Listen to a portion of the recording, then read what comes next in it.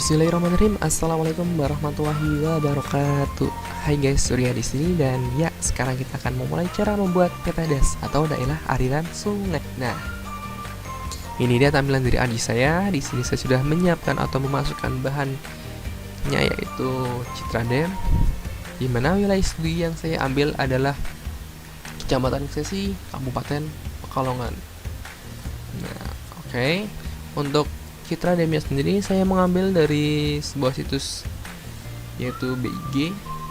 Di situ kalian bebas untuk mendownload atau mengunduhnya secara gratis tentunya. Oke. Langkah pertama kita adalah buka Arttoolbox. Di sini Arttoolbox saya sudah otomatis terbuka. Setelah itu kalian tinggal pilih ataupun klik nih tanda plus pada Spatial Analysis toolnya. Kalian setelah itu pilih ke hidrologi. Wow, cukup banyak juga ya tampilan menunya pada hidrologi. Terus kita pilih apa ya kira-kira? Nah, untuk langkah pertama sendiri kita akan pilih fill. Double klik pada fill, lalu masukkan Citradamnya. Setelah itu ubah namanya. Saya ke UAS aja deh, saya taruh sini ya. Namanya kira-kira apa ya? Fill saja coba ya. Fill. Oke, kita tunggu prosesnya. Oke, prosesnya cukup cepat ya, alhamdulillah. Oke. Setelah itu unchecklist pada damnya. Setelah proses fill, kira-kira proses apa lagi ya? Oke, kita lihat nih. Ini dia. Flow direction. Nah, pada input surface raster sendiri kita masukkan tuh hasil file tadi. Mengapa saya masukkan hasil file tadi? Karena flow direction di sini itu nantinya itu gimana ya? Kita lihat dulu aja deh hasilnya seperti apa flow direction ini. Kita masukkan namanya apa ya? Direction coba. Oh iya, untuk penamaannya sendiri diusahakan kalian urut saja ya sesuai dengan tutorial yang saya buat ini. Nah, apabila kalian ketinggalan ataupun misal malas mengulang-ulangnya, nanti juga saya akan sertakan tutorial saya dalam bentuk Word kalau nggak PDF dalam deskripsi di bawah nantinya. Kalau sudah seperti ini, kita klik OK saja. Ini dia hasilnya. Udah tahu kan maksud dari direction tadi? Nah, di sini kita udah mulai kelihatan tuh tampilan aliran airnya, walaupun belum terlihat jelas seperti ini ya.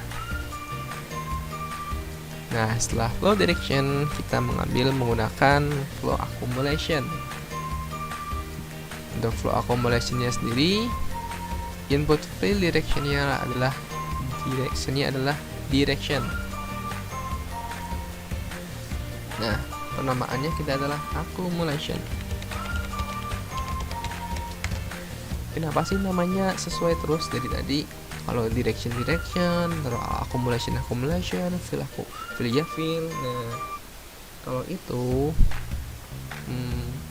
saya gunakan itu nantinya itu berpengaruh ke depannya dimana ini agar urutannya itu sesuai.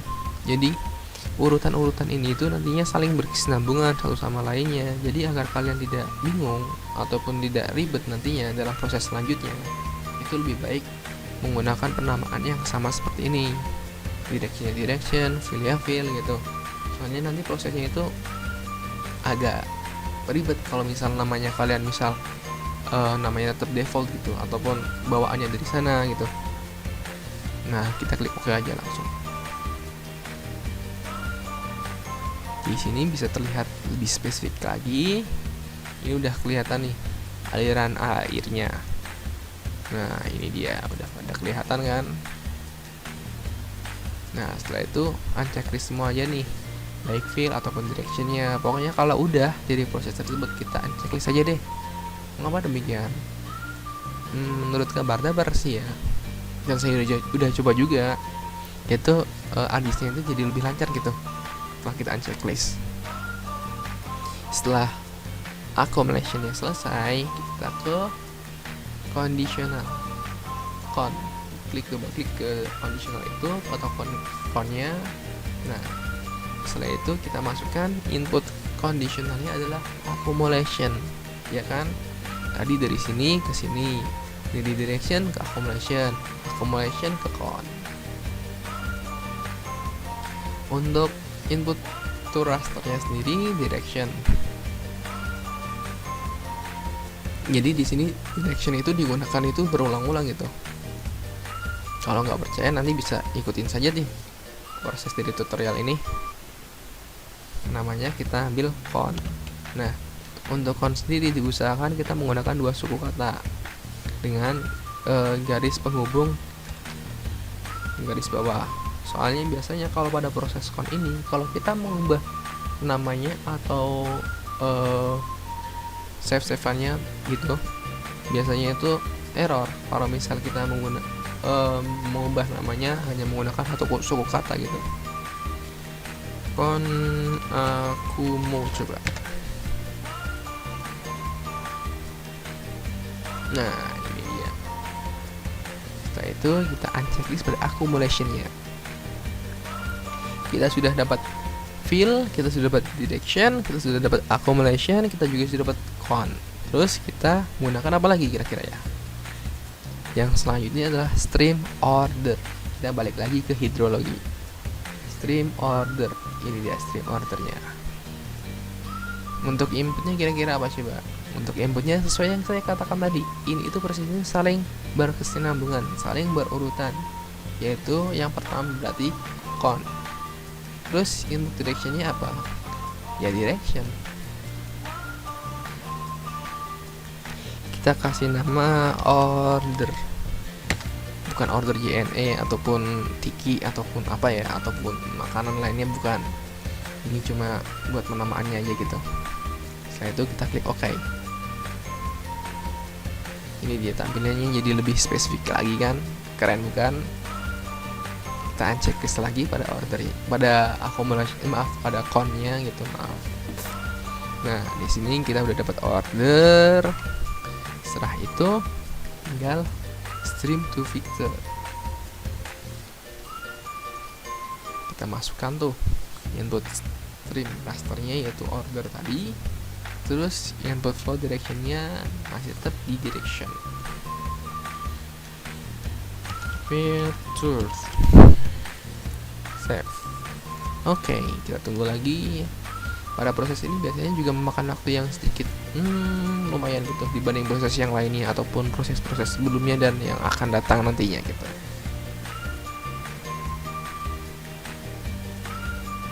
Nah, tampilannya berubah seperti ini kan, kayak ada bintang-bintangnya gitu ya. Tapi sih sebenarnya ini bukan bintang gitu. Ini itu adalah garis-garis itu.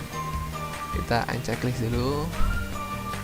Nah, pada stream Victor-nya kita klik kanan properties. Kalau nggak percaya nanti saya tunjukin kalau ini itu sebenarnya adalah garis. Define query, terus query builder. Nah, di sini itu kalian disuruh masukkan rumusnya atau apa ya, password gitu mungkin ya. Bukan password buat cheat, bukan kok. Ini dimana digunakan untuk inputnya ini nantinya. Kalian silakan klik create kode, terus get unique value. Nah, di sini keluar nih angka 1 sampai 9. Kalau di sini angkanya beda-beda ya. Ada yang mungkin lebih dari 9, ada yang kurang dari 9. Itu tergantung dari citra DM-nya sendiri. Nah, setelah create kode, kalian pilih ini nih. Simbol apa ya ini namanya ya? Kurang dari, lebih dari ya. Ya udah deh, ininya kalian pilih ini aja. Setelah itu kalian klik angka 1 ini, terus kalian klik end. Terus kalian klik create kode lagi. Nah, ingat ya, kalian harus benar-benar berurutan di sini. Pertama create kode, lalu ada simbol, lalu ada nomor 1, end, terus create kode lagi. Ini jangan sampai kebalik ataupun ketukar. Misalnya create kode dulu. Emang sih create kode di sini. Maksudnya setelah simbol kalian masukkan create kode dulu, itu nanti jadinya itu error malahan. Nah, setelah itu kita sama simbol lagi, tapi nomornya yang beda. Klik 2, N, terus create kode lagi. Setelah itu simbol lagi. Nah, di sini untuk proses yang ketiganya itu sampai nomor 3 aja ya, nggak perlu kalian lanjutkan sampai nomor 9, nggak perlu, cukup sampai nomor 3 aja. Terus untuk N dan grid kodenya kalian nggak usah masukin lagi, cukup seperti ini saja ya. Nanti dalam tutorial yang saya berikan ataupun saya masukkan dalam deskripsi di bawah, nanti juga di situ ada akan saya berikan rumus ini kok. Kalian tinggal klik OK. Nah, dapat kan ya hasilnya. Seperti yang saya katakan tadi, ini tuh adalah garis gitu ya. Setelah kita memberikan rumus yang tadi gitu maksudnya. Nah, setelah itu ini kok warnanya ungu ya. Jadi kan kurang gimana gitu ya. Kita klik kanan lagi, terus kita klik properties, terus pilih simbology, lalu query entities, terus ke budget symbol. Di sini untuk value-nya kalian pilih grid code. Nah, ini ada peringatan, kalian pilih OK aja. Ini ada kelas-kelasnya nih. Oke. Wow, keren ya. Oh iya, saya lupa nih. Ini malah warnanya hijau. Kita ubah ke biru muda aja deh. Birunya, oh yaudah, ini aja cukup. Ya, ini dia. Udah dapet jaringan dasnya daerah irigasinya. Nah, setelah itu kita ke basin. Untuk basinnya sendiri digunakan untuk apa? Oke, nanti kita lihat saja dulu seperti apa fungsi dari basin itu. Untuk input flow directionnya kalian pilih direction, jangan lupa namanya ganti basin. Oke aja.